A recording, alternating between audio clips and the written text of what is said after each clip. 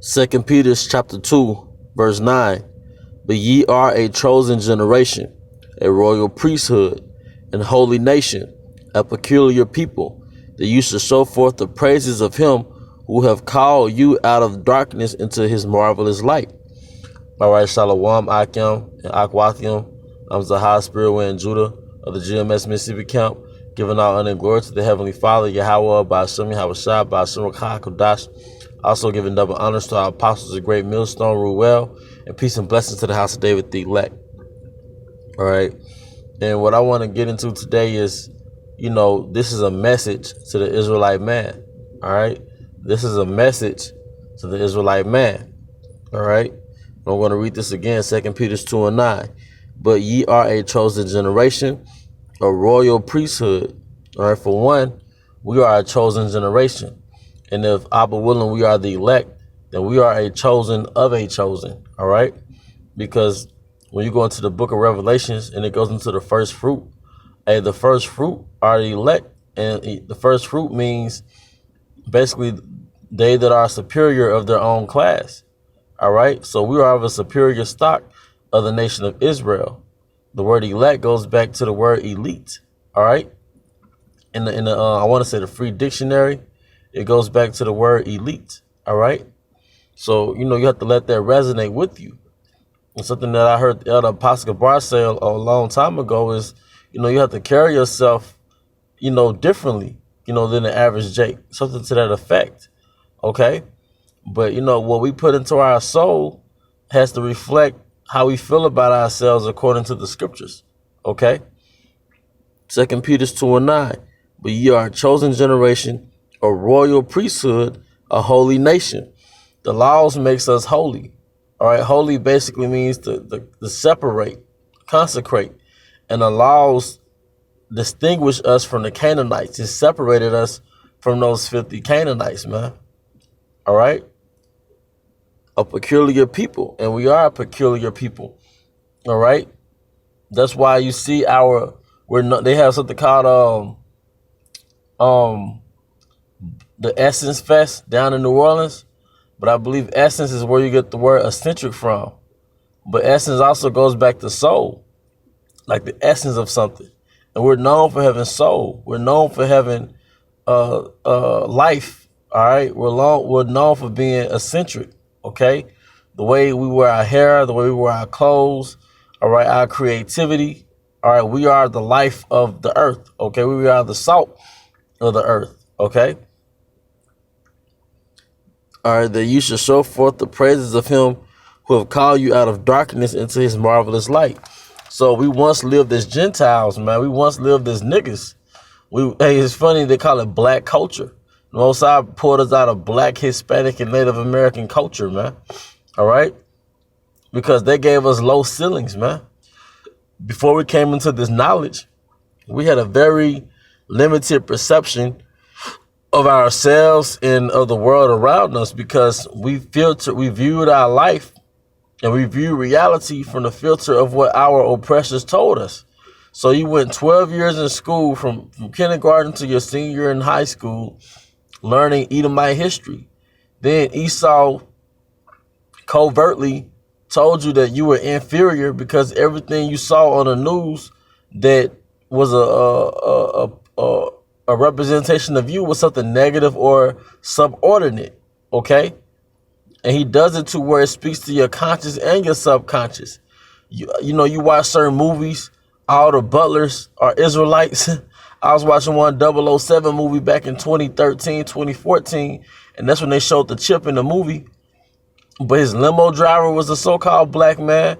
I believe his maid was a so-called black man. That 007 was basically a white alpha male, Edomite alpha male, Edomite supremacy movie.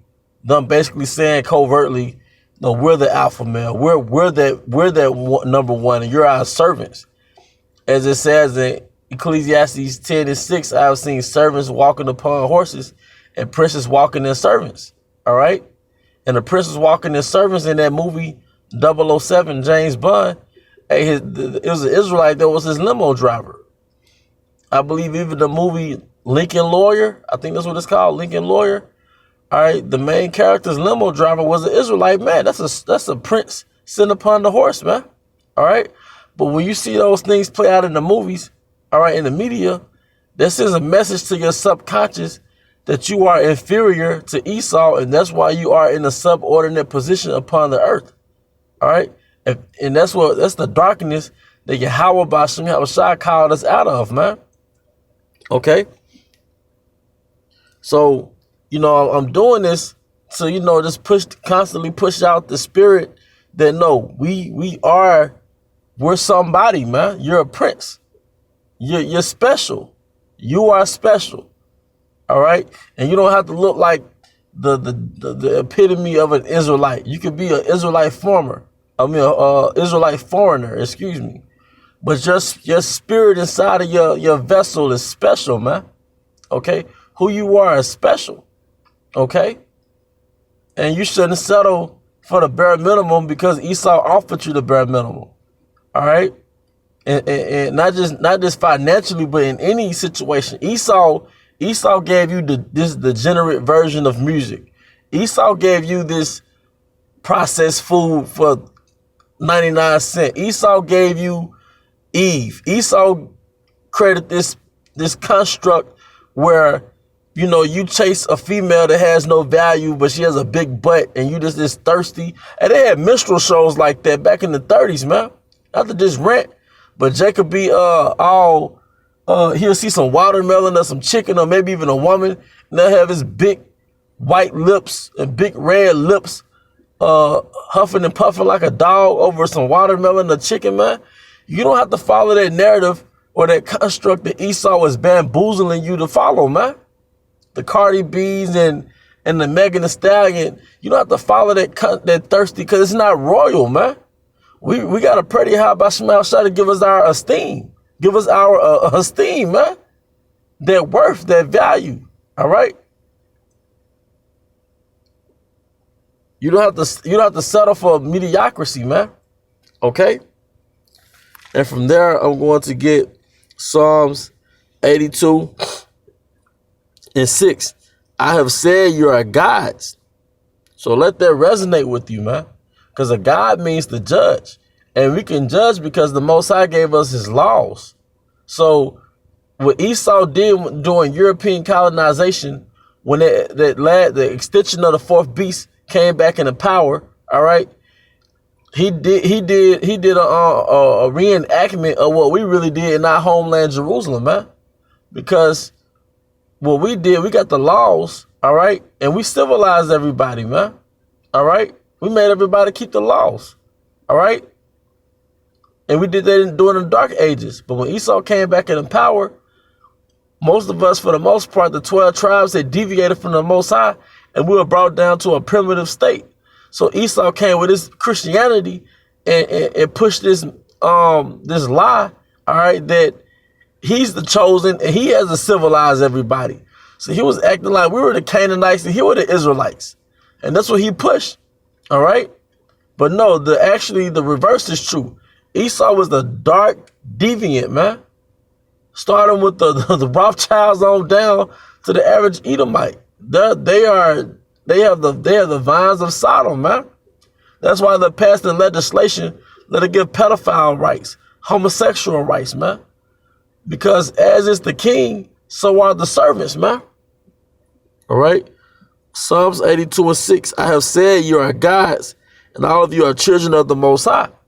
So we have to really let that resonate with us and meditate on that to where we orient ourselves as such, man. And nothing less of that, man. As it says in the scriptures in the book of Sirach, to glorify thy soul with meekness and giving honor according to the dignity thereof, man. But with that, I hope you brothers and sisters were edified. To the next time, shalom.